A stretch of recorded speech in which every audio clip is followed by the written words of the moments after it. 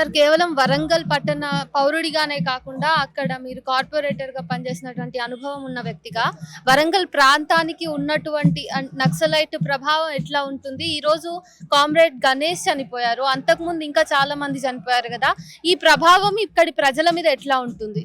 వరంగల్ అంటేనే పౌరుషాల గడ్డ, ఉద్యమాల గడ్డ, ప్రశ్నించే గడ్డ. ఎక్కడైతే అసమానత లేలుగులు ఉన్నదో వరంగల్ ఒక నాందిగా పిలుస్తుంది. అందులో ఎవ్వరు రాజకీయ నాయకులే కానీ, పౌరులే కానీ, ఆడ మొగ లింగ భేదం లేకుండా ప్రశ్నించే తత్వం, ఎదిరించే రత్నం ఈ మట్టి వరంగల్ మట్టిలో ఉంటుంది. మరి ఈరోజు అమరుడైన మరి రవణకు నిజంగా నివాళులు అర్పించుకుంటూ కేంద్ర ప్రభుత్వం ఈ అరాచక హత్యలను వెంటనే ఆపివేయాలని ఒక పౌరునిగా, వాస్తవంగా భారతదేశంలో ఉన్న 140 కోట్ల ప్రజలలో సుమారు 120-130 కోట్ల మంది వాళ్ళతో చర్చలు జరపాలి, శాంతి చర్చలు జరపాలి. అన్ని ప్రజా సంఘాలే కానీ, రాజకీయ పార్టీలే కానీ ఎంతో మంది ఈ మానకాండను అంతం చేసి ఆపాలే. ఒక ప్రాణాలు తీయొద్దు. వాళ్ళు దేనికోసం పోరాడుతున్నారు? భూమి కోసం. దేనికోసం?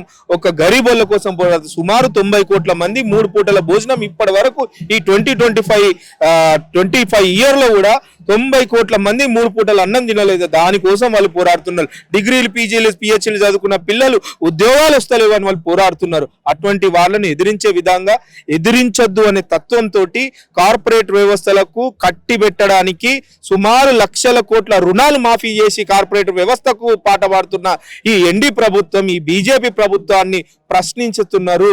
వీళ్ళకి నిజం న్యాయం ప్రజల వైపు ఉన్నారు అని ఇట్లా ఏరి వాళ్ళని హింసించుకుంటూ ప్రాణాలు తీసడానికి ప్రతి ఒక్క పౌరుడు ఖండిస్తున్నారు.